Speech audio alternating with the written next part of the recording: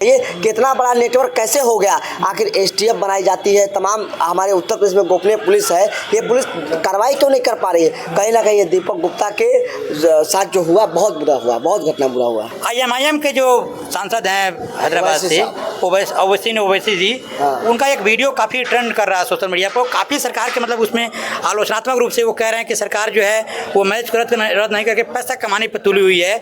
आपको लगता है कि जो ओवैसी साहब कह रहे हैं वो बात सही है?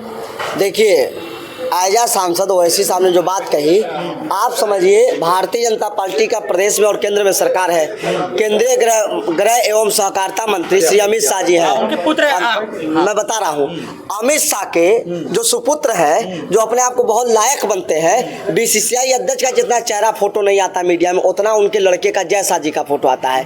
पूरी तरीके से BCCI पे ICC के चेयरमैन है। हाँ, ICC के चेयरमैन ICC के है, लेकिन पूरा का पूरा क्रिकेट का खेल कराना ये है। आप सबसे ज्यादा राष्ट्रवाद की बात कौन करता है? भारतीय जनता पार्टी। सबसे ज्यादा हिंदुत्व की बात कौन करता है? भारतीय जनता पार्टी। सबसे ज्यादा देश, धर्म, गौ और गोबर की बात कौन करता है? भारतीय जनता पार्टी। जिस पार्टी ने सबसे ज्यादा देश राष्ट्रभक्ति की बात करने वाले और उसी के गृह मंत्री का बेटा पाकिस्तान और हिंदुस्तान का मैच करा के अरबों खरबों रुपया बिटोरने का काम कर रहा हो, तो आप किस राष्ट्रवाद की बात मानते हैं? ये दलितों को, पिछड़ों को, शोषितों को, वंचितों को मैं कह सकता हूँ, चमार, धोबी, पासी, कुर्मी, कोहार, लोहार, बरेली, पासी, धोबी, चमार, तमाम गौड़ जाति, खरवार जाति, निषाद जातियों को ये आपस में लड़ा देते हैं कि तुम शिक्षा प्राप्त नहीं करो, तुम राष्ट्रवाद की बात करो। नमस्कार, आज हमारी उपस्थिति गोरखपुर में है और गोरखपुर में हमारे साथ ST प्रकोष्ठ के प्रदेश उपाध्यक्ष निवर्तमान शिवशंकर गौड़ जी हैं, जो गोरखपुर विश्वविद्यालय के पूर्व छात्र नेता भी रह चुके हैं और अभी भी छात्रों के हक की लड़ाई के लिए ये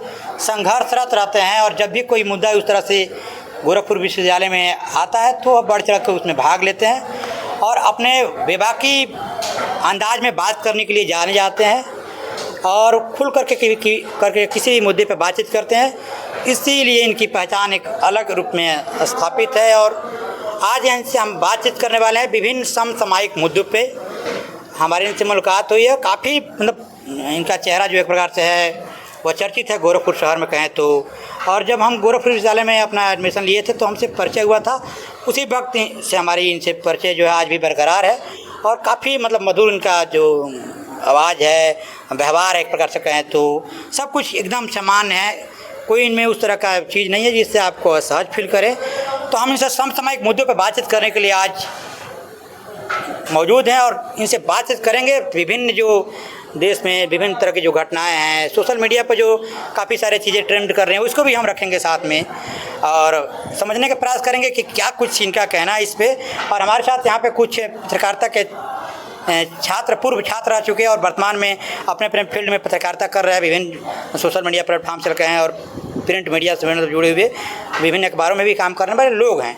उनसे भी इसमें हम सवाल कर ही लेंगे, एक दो सवाल करेंगे, देखेंगे कि ये भविष्य के जो पत्रकार हैं युवा, उनका क्या मत है उस पर। तो सबसे पहले हम शिवशंकर गौड़ जी से बातचीत अपनी शुरू करते हैं। सबसे पहले तो आपका स्वागत है आप तक नेशन जी में। बहुत बहुत धन्यवाद आपका और आपके दर्शकों का, ढेरों अभिनंदन, ढेरों स्वागत। तो आपको मैंने परिचय इनको बता दिया है। सबसे पहला सवाल आपसे मैं करूं, काफ़ी सारे सवाल हम करेंगे आपसे जी करंट के मुद्दे पे जो है।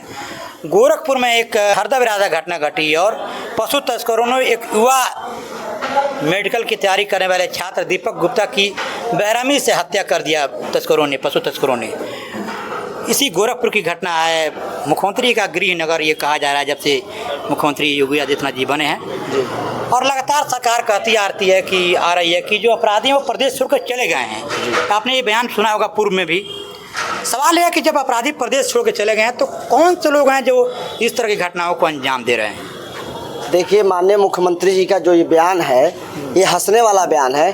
उन्होंने कहा था कि उत्तर प्रदेश में अपराधी मच्छर इस प्रदेश से जा चुके हैं, लेकिन बिल्कुल भी ऐसा नहीं हुआ। ना मच्छरों की संख्या कम हुई, ना ही अपराधियों की संख्या कम हुई, बल्कि अन्य प्रदेशों के जो कुख्यात अपराधी हैं, पशु तस्कर से लगाए, मानव तस्कर से लगाए, तमाम चोरी डकैती करने वाले, हत्या लूट बलात्कार करने वाले अन्य प्रदेशों के भी अपराधी उत्तर प्रदेश में भारतीय जनता पार्टी के सरकार में संरक्षण प्राप्त कर रहे हैं और व्यापक रूप से जंगल राज है। मैं आपको बताइए कि मुख्यमंत्री का जिला है, यहाँ एक वरिष्ठ पुलिस अधीक्षक बैठते हैं, एसएसपी साहब बैठते हैं, उनके नीचे एसपी सिटी बैठता है, एसपी नॉर्थ बैठता है, एसपी साउथ बैठता है।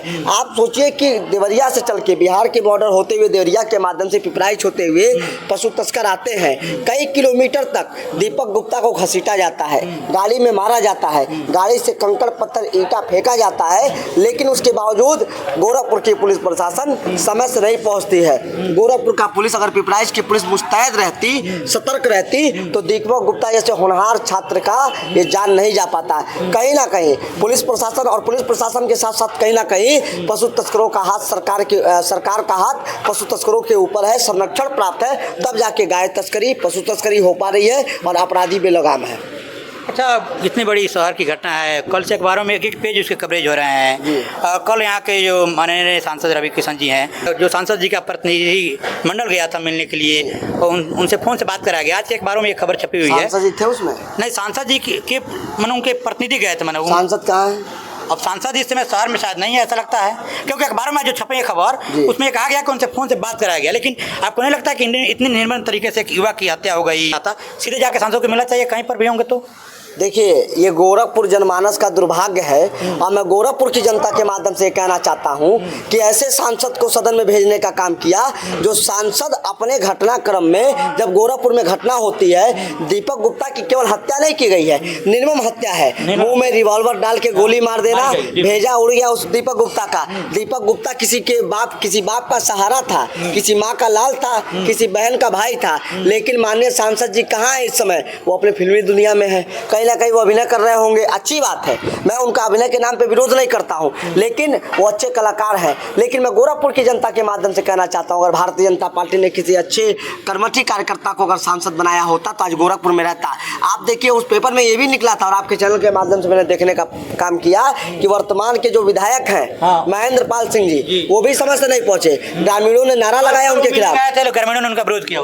बिल्कुल विरोध होना चाहिए। आप विधायक हैं, आपके नीचे एसएसपी नहीं काम कर रहा, आपके नीचे एसपी सिटी नहीं काम कर रहा, पुलिस नहीं काम कर रही है, और आपके रहते हुए अपराधी बेलगाम है, और आप लेट से जा रहे हो। आप पीड़ित के घर गए नहीं, उसे कम से कम बढ़िया मुआवजा देना चाहिए, उसके परिवार में सरकारी नौकरी देना चाहिए पूरी तरीके से। उत्तर प्रदेश तरह के मुआवजे के अभी तक कोई ऐलान नहीं हुआ। पूरी तरीके से उत्तर प्रदेश में जंगल राज कायम है और जंगल राज में भारतीय जनता पार्टी के संरक्षण प्राप्त अपराधी घूम चल रहे हैं। आप समझिए कि विधायक समय से नहीं जाता, सांसद फोन से बात कर रहा है। रवि किशन शुक्ला जी को चुल्लू भर पानी में डूब मरना चाहिए कि उन्हें तत्काल मौके पहुंचना चाहिए, सारे अपने काम को छोड़ते हुए दीपक गुप्ता के माता पिता परिजनों से मिलना चाहिए, मिलकर ढांढस बंधाना चाहिए और गोरखपुर के पुलिस प्रशासन से बात करनी चाहिए, उत्तर प्रदेश के डीजीपी से बात करना चाहिए कि इतना बड़ा नेटवर्क कैसे हो गया। आखिर एसटीएफ बनाई जाती है, तमाम हमारे उत्तर प्रदेश में गोपनीय पुलिस है, ये पुलिस कार्रवाई क्यों नहीं कर पा रही है? कहीं ना कहीं ये दीपक गुप्ता के साथ जो हुआ बहुत बुरा हुआ, बहुत घटना बुरा हुआ। अच्छा, जो पीड़ित परिवार है उन लोगों का कहना है कि जो इसकी सूचना पूर्व में पुलिस को दी गई थी, जो घटना घटी है, और वो लोग आरोप लगा रहे हैं कि समय रहते पुलिस ने अगर कार्रवाई की होती इस घटना पे तो शायद दीपक गुप्ता की जान बच सकती थी। आपको लगता है कि इस घटना के पीछे कहीं ना कहीं पुलिसिया लापरवाही हुई है? मैं अभी अखबार पढ़ रहा था, आज सुबह का अखबार पढ़ रहा था, तो दीपक गुप्ता का जो भतीजा है, शायद मैं नाम कंफ्यूज कर रहा हूँ, राजू गुप्ता, वो फपा पकड़ के अपनी माँ को रो रहा था कि मैं चाचा से कह रहा था, गाड़ी पे जब उसको बैठाए हुए थे तो ये लोग पीछा कर रहे थे, गाड़ी से लगातार वो ईंटा फेंक रहे थे, पत्थर फेंक रहे थे, लगातार उन सबों पे मारा जा रहा था। और जब गोली चलाई गई तो राजू गुप्ता ने अपने चाचा से कहा कि हम लोगों को ही मार दिया जाएगा, क्योंकि पिस्तौल लहरा के वो पशु तस्कर भग जाए। पशु तस्कर कह रहे हैं कि मार देंगे गोली, मार देंगे गोली। 100 नंबर पे जब सूचना दी जाती तो 100 नंबर के लोग कहाँ थे वर्तमान में, वहाँ उस पूरे क्षेत्र के चौकी इंचार्ज कहाँ थे, एसएचओ कहाँ थे, सीओ कहाँ थे, ये लंबी जांच का विषय है। मैं तो आपके माध्यम से यही मांग करूंगा सरकार से, माननीय मुख्यमंत्री श्री योगी आदित्यनाथ जी से, कि उच्च स्तरीय अधिकारियों की एक जांच कमेटी बनाए और ऐसे अपराधी जिनका जो मनबल हुए हैं, जो क्रूरता करना जानते हैं, ऐसे लोगों में जिनका भी हाथ संलिप्त हो, चाहे वो बिहार का रहने वाला हो, चाहे उत्तर प्रदेश का रहने वाला हो, चाहे उसमें पुलिस का हाथ हो, तो माननीय मुख्यमंत्री से मैं आग्रह करना चाहता हूँ और आपके माध्यम से कि मुख्यमंत्री जी उच्च स्तरीय कमेटी बना के जांच करा के ऐसे लोगों पे कठोरतम से कठोरतम कानूनी कार्रवाई कराएं। तो देखिए, ये निर्मम हत्या हुई है। बता दें, दीपक गुप्ता नाम के युवक की पशु तस्करों ने रात में गाय चुराने के लिए गोरखपुर शहर के सटे एक जगह है जंगल दूसौड़, वहाँ पर पहुँचे हुए थे और पशु तस्करों ने एक युवक को पकड़ के अपनी गाड़ी में बैठा लिया और कुछ दूर लिया रख के उसके मुँह में गोली मार दी और निर्मम तरीके से उसकी हत्या कर दी गई। इसको करके उस दिन बवाल हुआ था उसके अगले दिन ये सोमवार रात्रि में पूरी घटनाक्रम हुआ और उसके बाद से ये मंगलवार को पूरी तरह से घटना जो है कि लोगों के बीच पहुंची और आज भी ये घटना पूरी तरह से चर्चा में है अखबारों में। अच्छा, आपको नहीं लगता है कि गृहनगर है मुख्यमंत्री का, सुरक्षा के काफ़ी दावे किए जाते हैं और अखबार आप उठा के देखेंगे तो आए दिन इस तरह की कहीं ना कहीं कुछ तरह की घटनाएं मतलब आ ही जा रहे हैं कि गोली चल रही है। इसको ओवरऑल आपसे मिला करके देखा जाए, बात की जाए तो आप इसको क्या मानेंगे? जो मुख्यमंत्री का शहर है वो कहने लायक सही है, फिट बैठता है कि नहीं? देखिए, कहीं ना कहीं अपराधियों को पुलिस प्रशासन का संरक्षण प्राप्त है। बड़े अपराधी, कुख्यात अपराधी और गिरोह बना के अपराध करने वाले लोगों को पूरी तरीके से सरकार और प्रशासन के लोग संरक्षण दिए हुए हैं।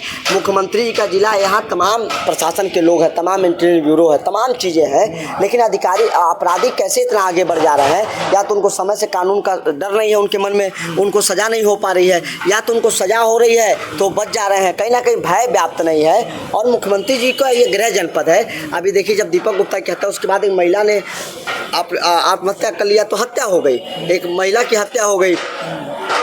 अभी आप देखेंगे सलेमपुर में गौड़ समाज की लड़की ने यातना सह के अपना आत्महत्या कर लिया। श्रीमती पंकजा गौड़ की बेटी के साथ दुष्कर्म होने का प्रयास हुआ, चेयरमैन के दबाव में वो FIR नहीं हो पाया। यहाँ पे काशी गौड़ का मामला हो गया, चाहे निखिल गौड़ का मामला हो गया, चाहे प्रियंका भारती का मामला हो गया, चाहे पुष्पा यादव का मामला हो गया, पूरे उत्तर प्रदेश में और खास करके गोरखपुर में। लेकिन मुझे पीड़ा इस बात की है कि मुख्यमंत्री जी जो ये बात करते हैं कि अपराधी प्रदेश छोड़ के भाग गए हैं, या तो जेल में है या तो प्रदेश के बाहर है, लेकिन अपराधी कहीं नहीं भागे हुए हैं। अपराधी और बड़े स्तर पे अपराध करके गिरोह बना के कुख्यात तरीके के साथ अपराध कर रहे हैं और कहीं ना कहीं उनको संरक्षण प्राप्त है। सत्ता के जो विधायक हैं, सत्ता के जो अधिकारी हैं, सत्ता के जो मंत्री हैं, उनके माध्यम से बड़े भूमाफियाओं को, बालू माफिया को, मिट्टी माफियाओं को, बड़े अपराधियों को संरक्षण दिया जा रहा है। निश्चित तौर पे ये सरकार की बयान और सरकार के घोषणा पत्र में अंतर है। कहीं ना कहीं ये सरकार को संज्ञान लेना चाहिए और पुलिस प्रशासन को कठोरतम कार्रवाई करनी चाहिए कि ऐसे अपराध पे लगाम लगाया जा सके। तो देखिए, हमारे साथ शिवशंकर गौड़ जी बातचीत कर रहे हैं, ST प्रकोष्ठ के प्रदेश उपाध्यक्ष हैं समाजवादी पार्टी के और पूर्व छात्र नेता भी रहे हैं और काफ़ी बेबाक अपनी बातों के लिए जाने जाते हैं, बेबाक तरीके से अपनी बातें रखते हैं ये। अच्छा, पिछले रविवार को भारत और पाकिस्तान के बीच एशिया कप में मैच हुआ, उसको लेकर के सोशल मीडिया पर काफ़ी एक प्रकार से बहस चल पड़ा। हालांकि भारत ने शानदार मुकाबले को जीत लिया, पाकिस्तान को बुरी तरह से उसमें पराजय का मुँह देखना पड़ा। IMIM के जो सांसद हैं हैदराबाद से, ओवैसी जी, उनका एक वीडियो काफ़ी ट्रेंड कर रहा है सोशल मीडिया पर। काफ़ी सरकार के मतलब उसमें आलोचनात्मक रूप से वो कह रहे हैं कि सरकार जो है वो मैच को रद्द नहीं करके पैसा कमाने पर तुली हुई है और वो उस मैच की पूरी जो तुलना पैसा से कर दिए हैं और वो कह रहे हैं कि पैसा इसमें सरकार को बड़ा दिख रहा है, मैच को रद्द कर देना चाहिए था। आप इस बात से कहाँ तक सहमत हैं कि जो मैच हुआ अभी जो 22 अप्रैल को घटना घटी इस वर्ष जम्मू कश्मीर के पहलगाम में, उस घटना के विरोध में मैच को जो है कि सीमा ने रोकने की मांग की जा रही थी रद्द करने के लिए, इसके लेकर सुप्रीम कोर्ट में एक याचिका भी दायर किया गया था लेकिन कोर्ट ने खारिज कर दिया था। आपको लगता है कि जो ओवैसी साहब कह रहे हैं वो बात सही है? देखिए, आजा सांसद ओवैसी साहब ने जो बात कही, आप समझिए भारतीय जनता पार्टी का प्रदेश में और केंद्र में सरकार है। केंद्रीय गृह एवं सहकारिता मंत्री श्री अमित शाह जी हैं, उनके पुत्र मैं बता रहा हूँ, अमित शाह के जो सुपुत्र है, जो अपने आप को बहुत लायक बनते हैं। BCCI अध्यक्ष का जितना चेहरा फोटो नहीं आता मीडिया में, उतना उनके लड़के का जय शाह जी का फोटो आता है। पूरी तरीके से BCCI पे ICC के चेयरमैन है, हाँ है, लेकिन पूरा का पूरा क्रिकेट का खेल कराना ये है। आप सबसे ज्यादा राष्ट्रवाद की बात कौन करता है? भारतीय जनता पार्टी। सबसे ज्यादा हिंदुत्व की बात कौन करता है? भारतीय जनता पार्टी। सबसे ज्यादा देश, धर्म, गौ और गोबर की बात कौन करता है? भारतीय जनता पार्टी। जिस पार्टी ने सबसे ज्यादा देश राष्ट्रभक्ति की बात करने वाले उसी के गृह मंत्री का बेटा पाकिस्तान और हिंदुस्तान का मैच करा के अरबों खरबों रुपया बिटोरने का काम कर रहा हो, तो आप किस राष्ट्रवाद की बात मानते हैं? ये दलितों को, पिछड़ों को, शोषितों को, वंचितों को मैं कह सकता हूँ चमार, धोबी, पासी, कुर्मी, कोहार, लोहार, बरेली, पासी, धोबी, चमार, तमाम गौड़ जाति, खरवार जाति, निषाद जातियों को ये आपस में लड़ा देते हैं कि तुम शिक्षा प्राप्त नहीं करो, तुम राष्ट्रवाद की बात करो। तुम गृह मंत्री का लड़का जाके मैच करा रहा है पाकिस्तान का। मोदी जी मंच से भाषण देंगे कि पाकिस्तान को हम खत्म कर देंगे। सिंदूर कार्यक्रम चलाया इन्होंने। मैं कहता हूं अगर सिंदूर कार्यक्रम आपने इतने दमदारी से चलाया तो जो पाकिस्तान ने अधिकृत भारत की जमीन पे कब्जा कर रखा है उसको आपने छुड़वाने का काम क्यों नहीं किया? चीन ने हजारों लाखों वर्ग मीटर हमारी जमीन पे कब्जा कर रखा है, उस जमीन को आप क्यों नहीं छुड़वा रहे हैं? आपको नेपाल आग दिखाता है, नेपाल जो भारत से तेल लेता, खाद्य सामग्री लेता है, चाहे नेपाल की समस्या तो अभी चल रही है, लेकिन पीओके को आपने लेने का काम क्यों नहीं किया? आप 56 दिन का सीना बनने का काम करते हैं। आप समझिए, भारतीय जनता पार्टी के जो नेता हैं, चल, चरित्र और चेहरा इन तीनों का अलग है। वो राष्ट्रवाद की बात करेंगे, कहेंगे क्या कि नौजवान बाहर पढ़ने ना जाए। अभी मोदी जी का एक बयान आया हुआ था, उन्होंने कहा स्वदेशी अपनाइए। किस स्वदेशी की बात करते हैं? आज ही अखबारों में खबर छपी है कि वो कह रहे हैं कि त्यौहार नज़दीक है, हम सभी भारतीय अपने देश में बनाए हुए वस्तु खरीदें, जैसे मिट्टी के खुशबू मौके। मैं किस स्वदेशी की बात माननीय प्रधानमंत्री जी करते हैं? आपने देश में मैच कराए रहते, उत्तर प्रदेश को बिहार से कराए रहते, बिहार का आंध्र प्रदेश से कराए रहते। हमारे जो नौजवान हैं, जो क्रिकेट प्रेमी हैं, जो नए खिलाड़ी हैं, आप हॉकी कराते, फुटबॉल कराते, खो खो कराते, कबड्डी कराते, आप राष्ट्रीय गेम कराते। आप पाकिस्तान, वो पाकिस्तान जो हमारे सैनिकों को मारने का काम करता है, वो पाकिस्तान जो लगातार गोलीबारी का काम करता है, वो फर्जी राष्ट्रवादी नरेंद्र मोदी और गृह मंत्री का लड़का मैच करा के अरबों रुपया लेने का काम किया। कहीं ना कहीं देश को विखंडित करने का बात है। मैं आपके माध्यम से अपने देश के नौजवानों से कहना चाहता हूं, आप शिक्षा पे ध्यान दीजिए, आप रोजगार पे ध्यान दीजिए। रोजगार तो ये देंगे नहीं, आप पढ़ने पे ध्यान दीजिए, विद्यालय जाने पे ध्यान दीजिए। और अमित शाह के बयान और उनके पार्टी के बयान पे बिल्कुल ध्यान मत दीजिएगा। ये राष्ट्रवाद की बात करेंगे। राष्ट्रवाद एक ऐसा अफीम है, जो नौजवान खाएगा वो नौजवान शिक्षा से दूर जाएगा। आज हमें आवश्यकता है बाबा साहब डॉक्टर अम्बेडकर के शिक्षा रूपी दूध को पीने का। आप पिएंगे तो दहाड़ेंगे। आप देखिए कि आज जज कैसे बना जा सकता है, आज डॉक्टर कैसे बना जा सकता है, इंजीनियर कैसे बना जा सकता है, पढ़ाई लिखाई करके बना जा सकता है। आप पत्रकार हैं, पढ़ के हम नेता हैं, पढ़ के BA MA LLB करके हम लोग बैठे हैं। लेकिन इस बात को हमें समझना पड़ेगा कि राष्ट्रवाद एक छलावा है, इसके आगे कुछ नहीं। अच्छा, ऑपरेशन सिंदूर जो इस बार चला पहलगाम हमले के बाद से जी, तो उसमें अमेरिकी राष्ट्रपति ने दावा किया कि युद्ध जो चल रहा था भारत और पाकिस्तान के बीच, उन्होंने रुकवाया। इस पे भारतीय जो लोग हैं काफ़ी दबाव पड़ा भारत सरकार पे। ये कहा गया कि प्रधानमंत्री इस पर बयान दें। और इस चीज़ का जो मानसून सत्र इस बार चला, तो उसमें प्रधानमंत्री जी ने बयान दिया कि हम किसी कहने पर ये जो है ऑपरेशन सिंदूर नहीं रोका हमने। और ट्रंप कई बार कह चुके हैं, जो अमेरिका के राष्ट्रपति हैं डोनाल्ड ट्रंप, तो उनके चलते वो युद्ध रुका था। फिर भारत के प्रधानमंत्री नरेंद्र मोदी जी संसद में कहते हैं कि युद्ध हमने किसी के दबाव में नहीं रोका, हमने स्वयं निर्णय लेकर रोका। आपको क्या लगता है कौन सही इसमें है और कौन गलत? देखिए, जब भारत के प्रधानमंत्री की बात आई गई तो शिवशंकर गौड़ एज आ प्रदेश उपाध्यक्ष समाजवादी पार्टी अनुसूचित जनजाति प्रकोष्ठ, मैं भारत के प्रधानमंत्री के साथ खड़ा होना पसंद करूंगा। लेकिन जब हमारे देश का प्रधानमंत्री विश्व के पटल पे झूठ बोलने का काम करता हो और विश्व की महाशक्ति बनने का काम नाम लेता है संयुक्त राज्य अमेरिका, और अमेरिका के राष्ट्रपति खुले मंचों पर 1 नहीं 2 नहीं 3 नहीं 10 बार अखबारों के माध्यम से अमेरिका के सबसे प्रतिष्ठित अखबारों में निकला, विश्व के कई देशों के अखबारों में निकला। जब अमेरिका का राष्ट्रपति खुले तौर पे ये कह रहा है, तो मुझे लगता कहीं ना कहीं झूठ बोलने वाला प्रधानमंत्री, फरेब करने वाला प्रधानमंत्री, देश की सेना के सर को मस्तक को झुका देने वाला प्रधानमंत्री, 125 अरब देशवासियों के मस्तक को नीचा करने वाला प्रधानमंत्री, मैं उसके साथ खड़ा नहीं मिलूंगा। प्रधानमंत्री जी झूठ बोल रहे हैं, उन्हें स्वीकार करना चाहिए। और इतना ही वो सच बोलते तो सदन में एक बात कहते कि अमेरिका का राष्ट्रपति झूठ बोल रहा है, डोनाल्ड ट्रंप झूठ बोल रहा है। उन्होंने एक बार भी ना मीडिया के सामने ना सदन में, अच्छा मीडिया पे आप नहीं बोलते, ठीक है नहीं बोलते हो, आप अपने देश के संसद में, ये सबसे लोकतंत्र का सबसे बड़ा मंदिर है भारत का, आप उस सदन में बोलते कि अमेरिका का राष्ट्रपति झूठ बोल रहा है और मैं सच बोल रहा हूँ, तो मैं नरेंद्र मोदी के साथ खड़ा होता, भारत के प्रधानमंत्री के साथ खड़ा होता। लेकिन वो झूठ बोल रहा है तो उनके साथ मैं खड़ा नहीं। लेकिन ये गुण रहा तो अभी तक बना ही है। अमेरिका राष्ट्रपति फिर एक बार उसके बाद कहा कि युद्ध हमने रुकवाया, और प्रधानमंत्री जी संसद सत्र में बोल रहे थे कि युद्ध किसी कहने पर नहीं रुकवाया। अभी तक तो गुण रहस्य बना हुआ है। देखिए, रहस्य बना रहेगा। ये रहस्य का खुलासा अमेरिका के राष्ट्रपति करेंगे जब भारत की सरकार में भारतीय जनता पार्टी सत्ता से बेदखल होगी और नई सरकार आएगी, तो इस पे जांच बैठेगा कि इन्होंने क्या कराया है, और भारतीय जनता पार्टी को उस समय माफ़ी मांगना पड़ेगा, जो भी उस समय होगा, और ये लोग माफ़ी मांगेंगे उस समय। तो आप हमारे साथ शिवशंकर गौड़ जी को देख रहे हैं विभागी अंदाज के लिए जाने जाते हैं, मैंने पहले ही आपको बताया है, और इनसे कई सारे मुद्दों पर हम बातचीत कर रहे हैं, और कुछ सोशल मीडिया पे ट्रेंड करने वाले मुद्दे हैं, उस पर भी इनसे थोड़ा सवाल करते हैं। अच्छा, सोशल मीडिया से आप जुड़े हैं तो देख रहे होंगे, पिछले दिनों बिहार के एक लोग गायिका हैं देवी, मतलब अपने भोजपुरी गानों के लिए वो चर्चित हैं, जानी मानी पहचानी जाती हैं, माँ बनी हैं, और उनका शादी नहीं हुआ है। सोशल मीडिया पर 2 धड़े में हमको लोग बढ़ते हुए दिखाई दिए। काफ़ी लोग उनकी इस प्रकार से आलोचना भी कर रहे हैं, बहुत सारे लोग समर्थन भी कर रहे हैं, और उन्होंने इसको IVF फेक तकनीक है, उससे माँ बनी है वो। आपको क्या लगता है, जो माँ बनी है बिना शादी हुए IVF तकनीकी से? सबसे 2 सवाल इसमें क्रॉस रहेगा, आपने ऐसा कभी अभी तक देखा, आपने लाइफ में नहीं देखा, पहली बात। दूसरी बात, सही है या गलत? मैं घटना अपनी आंखों से तो नहीं देखा, लेकिन मैंने कई पत्रिकाओं में हाँ। एशिया के कई देशों में और यूरोप के कई देशों में मैंने के बारे में आप हाँ मैं बता रहा हूँ, मैंने पढ़ा है। और देवी जी बहुत अच्छी गायिका हैं, लोक गायिका हैं। उनके एक गाना बड़ा फेमस हुआ था, वो याद नहीं है लेकिन बड़ा फेमस था वो था। लेकिन अब देखिए, अब लोकतंत्र है सबको कैसे, लेकिन मुझे ये लगता है एक नागरिक होने के नाते, क्योंकि हम लोग प्रकृति के प्रेमी हैं, प्रकृति को हम लोग बहुत मानते हैं, तो प्रकृति के विरुद्ध कार्य करना कहीं ना कहीं मानव सभ्यता के लिए विरुद्ध है। मानव सभ्यता प्रकृति से मिल, हमारी संस्कृति के भी तो नहीं संस्कृति नहीं, मानव सभ्यता का जो उद्गम हुआ है। आप जब समाजशास्त्र के विषय को पढ़ेंगे, जब आप विज्ञान को देखेंगे, तो जो मानव सभ्यता की शुरुआत होती है जब प्रकृति को आप छेड़छाड़ करेंगे, आप जब भी पहाड़ों को काट के आप घर बनवाएंगे, नदियों को बनाएंगे, तो जब प्रकृति ने एक व्यवस्था बना रखी है, वो व्यवस्था का वो उन्होंने हस्तांतरण करके आधुनिकता के दौर पर वो माँ बनी है, उनको फिलहाल बधाई। लेकिन मुझे लगता है कि छेड़छाड़ प्राकृतिक के नियमों से नहीं होना चाहिए। तो देखिए, काफ़ी बचते हुए सदे हुए अंदाज में इन्होंने जवाब दिया। आप जाएंगे सोशल मीडिया पर देखेंगे तो दो धड़े में लोग हमको दिखाई दे रहे हैं।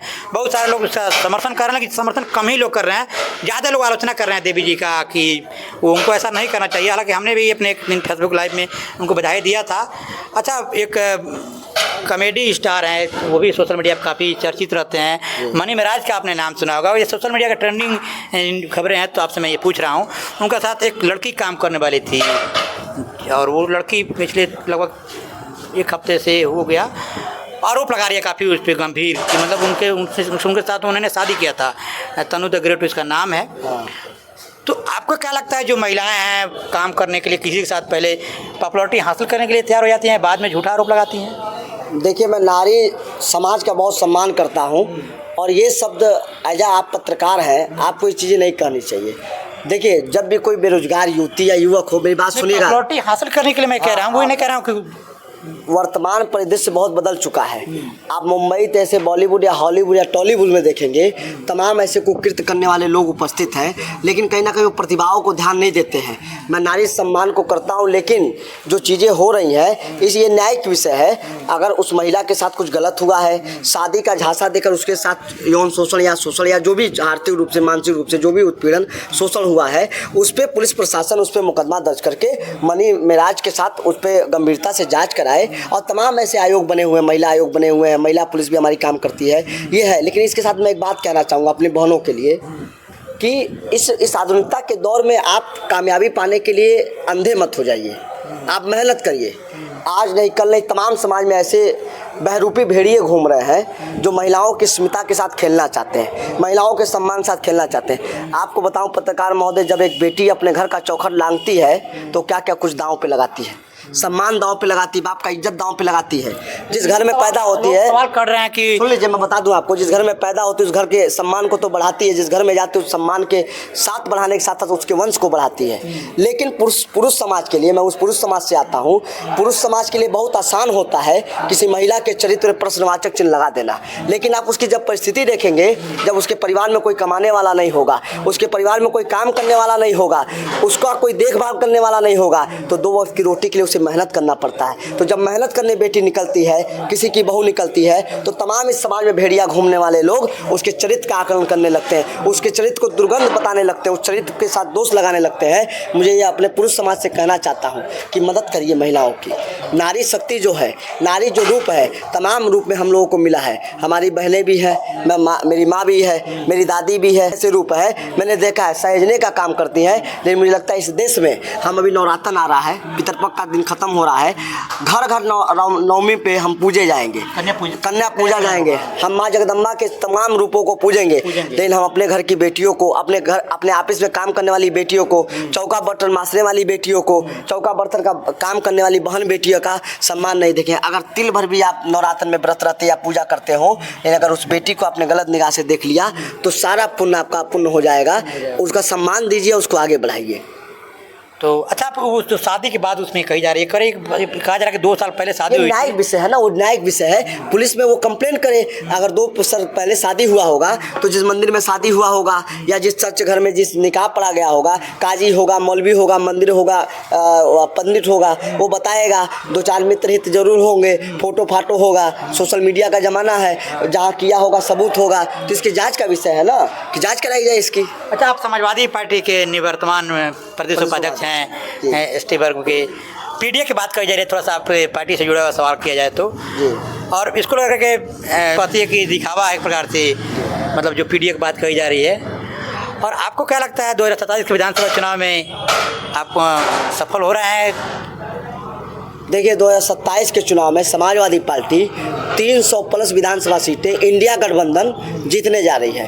भारतीय जनता पार्टी पीडीए को जो छलावा बताने का काम करती है, इस प्रदेश के नायक नहीं, उत्तर प्रदेश के साथ साथ पूरे भारत के जननायक, पीडीए के महानायक श्रद्धेय अखिलेश यादव जी के नेतृत्व में शोषितों, वंचितों, दलितों, पिछड़ों, गरीबों, अल्पसंख्यक, और मैं आपके चैनल के माध्यम से बड़े स्पष्ट रूप से कह रहा हूँ, मैं आदिवासी समाज का बेटा हूँ, लेकिन जो संविधान में न्याय रखते हैं, जो संविधान को मानने वाले अनारक्षित वर्ग के लोग हैं, सामान्य श्रेणी के लोग हैं, हम उनकी भी चिंता करते हैं। माननीय अखिलेश यादव जी ने क्या बात किया कि चमार का बेटा कैसे पढ़े, धोबी का बेटा कैसे पढ़े, गौंड का बेटा कैसे पढ़े, पासी का बेटा कैसे पढ़े, भर राजभर का बेटा कैसे पढ़े, खरवार का बेटा कैसे पढ़े, निषाद का बेटा कैसे पढ़े, ब्राह्मण का गरीब बेटा कैसे पढ़े, ठाकुर का गरीब बेटा कैसे पढ़े, मुसलमानों के बच्चों को कैसे उद्धार हो। हम तमाम जातियों को लेकर चलने की बात करते हैं। आपको पीडीए से मैं जोड़ना चाहता हूँ।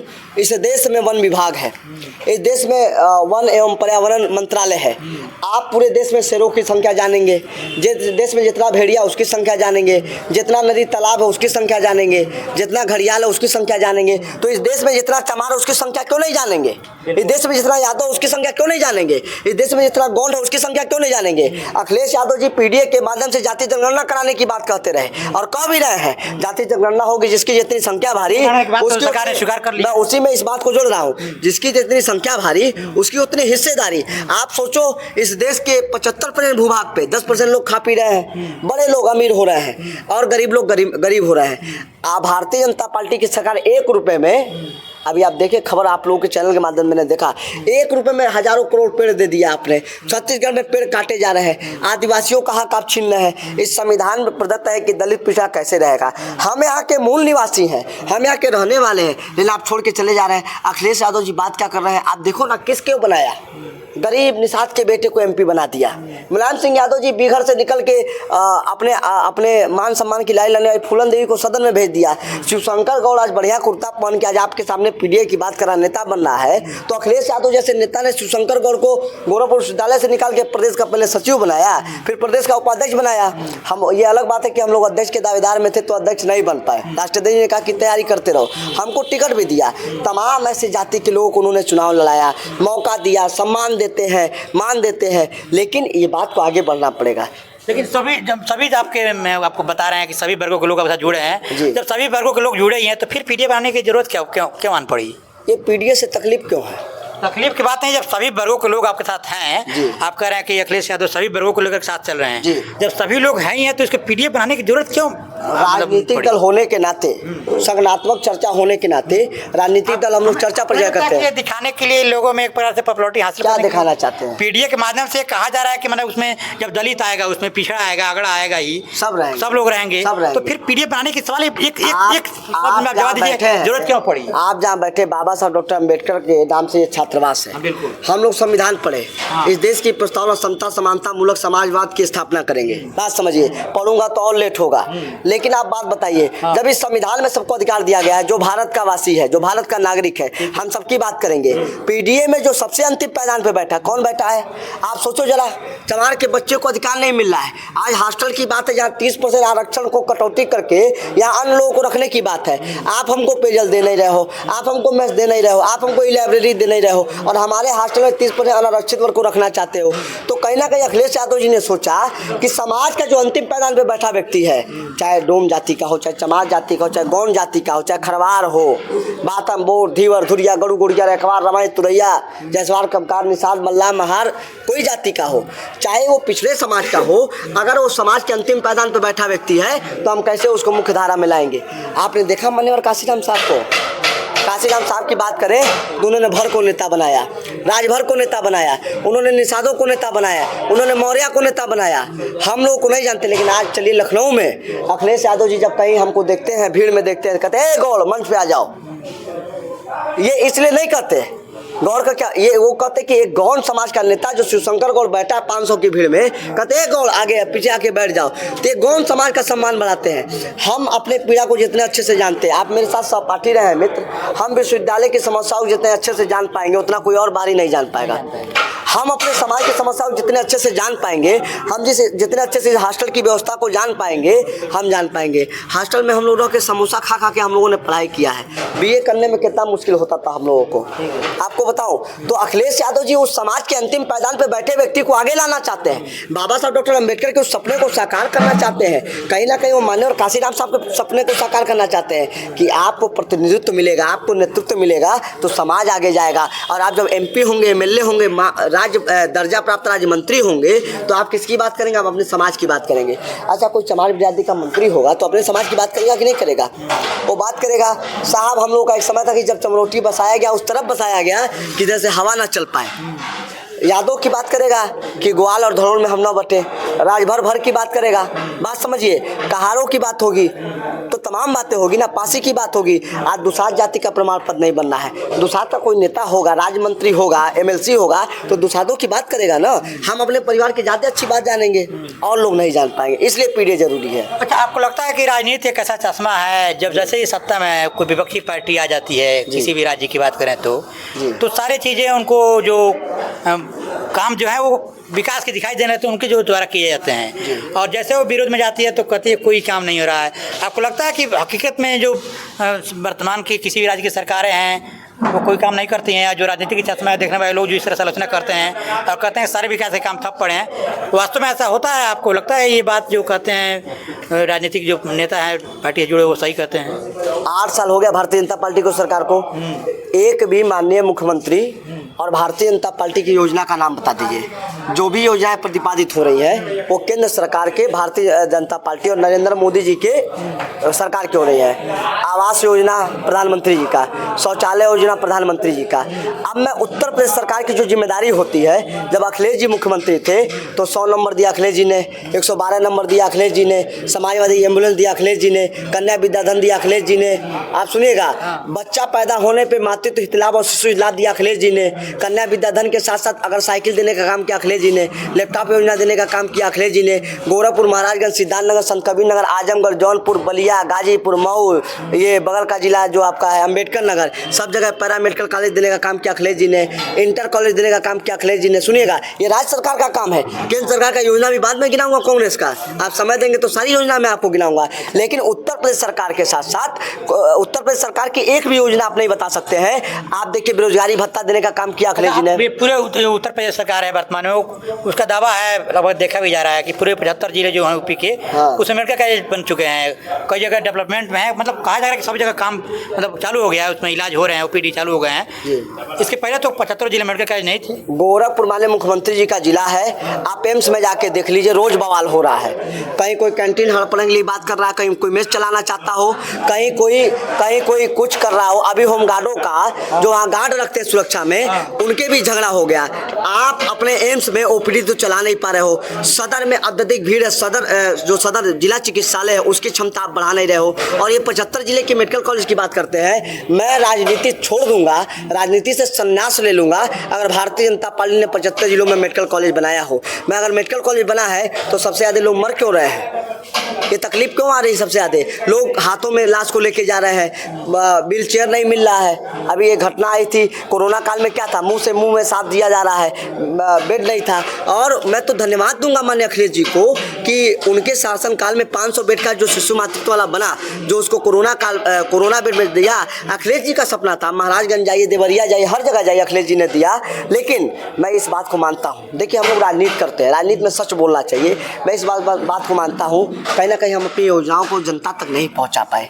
भ्रष्ट अधिकारियों ने कहीं ना कहीं हमने प्रचार नहीं कर पाए और जनता कहीं ना कहीं लाभ से अछूती रह गई। ये ढोंग रचने वाले, राष्ट्रवाद के फर्जी बात करने वाले, ये धर्म का अफीम पिलाने वाले भारतीय जनता पार्टी की सरकार आ गई। लेकिन निश्चित तौर पे हम लोग तैयारी बना रहे हैं और अखिलेश जी के साथ हम लोग उनका कैडर हम लोगों को प्राप्त है। हम लोग जनता के बीच बताएंगे कि सत्ता आप 27 में परिवर्तित कीजिए, जो समस्याएं आ रही वो समस्याएं हट जाएंगी। इतने सारे आपने योजनाएं गिनाई, उसके बावजूद भी आप 2 बार सरकार से मतलब बाहर हो गए उत्तर प्रदेश में, 17 में भी और 22 में भी। इसके पीछे क्या कारण आपको मतलब दिखता है? कहीं ना कहीं भारतीय जनता पार्टी का वो चेहरा है जो ढोंग रचती है, फर्जी राष्ट्रवाद के बारे में बताती है और फर्जी धर्मवाद के बारे में बताती है। जनता को हम विकास के मुद्दे पे ले जाएंगे। इन्होंने 15 लाख देने का वादा किया था, सिगुपा हो गया। इन्होंने तमाम देने का वादा किया था कि ये कहा था कि 15 लाख जितना पैसा मतलब काला धन जो शब्दों पे मत खेलिए। इन्होंने कहा था कि विदेश में जमा काला धन लेके आएंगे। हम एक दिन अखबार में पत्रिका पढ़ रहे थे, 3000 अरब से ज़्यादा पता नहीं कितना पैसा भारतीय चोरों का जमा है विदेशों में। उन पैसों का भी वापस आना चाहिए। भारतीय जनता पार्टी तो बहुत सारे वादा करके आए थे लेकिन नहीं आ पाए। हम जनता को फिर समझाना है कि पीडीए के माध्यम से पिछड़ा दलित अल्पसंख्यक को हम नई आवाज़ देंगे, उसको मौका देंगे और सरकार परिवर्तित करने का काम करिए। देखिए शिवशंकर गौड़ जी थे, हमारे साथ बातचीत कर रहे थे और इनका दावा है कि इस पर आप जाके कमेंट करिएगा कि पूरे उत्तर प्रदेश में दावा कर रहे हैं कि मेडिकल कॉलेज इनके नज़र से नहीं दिखाई दे रहा है। हम इस बात को पहले ही कहें कि सत्ता का एक ऐसा चश्मा होता है कि जब जो पार्टी सत्ता में आ जाती है तो सब कुछ उसको विकास नजर आने लगता है और जैसे वो विरोध में जाती है तो उनको कोई विकास नजर नहीं आता है। बाकी काफ़ी विभागीय अंदाज के लिए जाने जाते हैं। इन्होंने बहुत सारे मुद्दे पर बातचीत किया है। कुछ युवा यहाँ पे पत्रकार हैं, 2 सवाल उन लोगों से मैं जान लेता हूँ जो ट्रेंड मार कर रहा है भाई देवी जी पे, इनका क्या कहना है। थोड़ा देवी जी से जुड़ा हम चाहते हैं, इससे सवाल कर लेते हैं। अब सबसे पहले हमारे साथ देखिए अरुण जी हैं। अच्छा, आप क्या आप मानते हैं जो देवी जी को पुत्र रत्न की प्राप्ति हुई है, काफ़ी मामला ट्रेंड कर रहा है, इसलिए आपसे मैं सवाल कर रहा हूँ। आप एक युवा हैं, पत्रकारिता के छात्र भी रहे हैं, तो कैसे आपको ये चीज़ें दिख रही हैं? जैसे अगर कोई एकल जीवन जीना चाहता है तो उसको अपने संतान प्राप्ति का अधिकार है।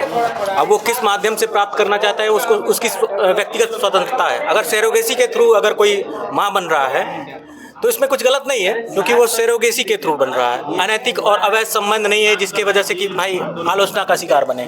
आप एक वैज्ञानिक प्रक्रिया से माँ बन रहे हैं तो इसको गलत नहीं मानना चाहिए।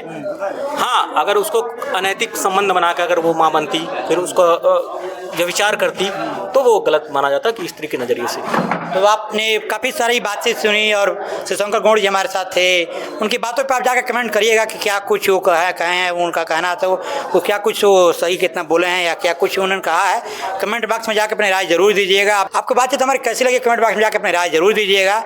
आप देख रहे थे आप लोग नक्सन जी। जय हिंद, जय भारत।